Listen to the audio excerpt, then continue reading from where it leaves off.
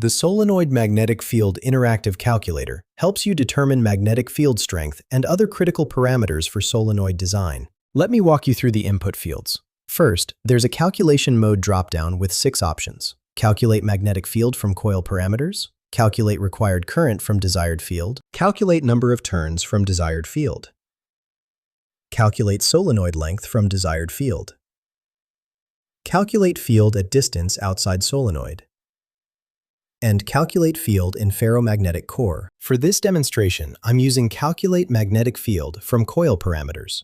The input fields are current in amperes, number of turns, solenoid length in meters, relative permeability, desired magnetic field in Tesla, distance from center in meters, and solenoid radius in meters. Let's calculate using these values.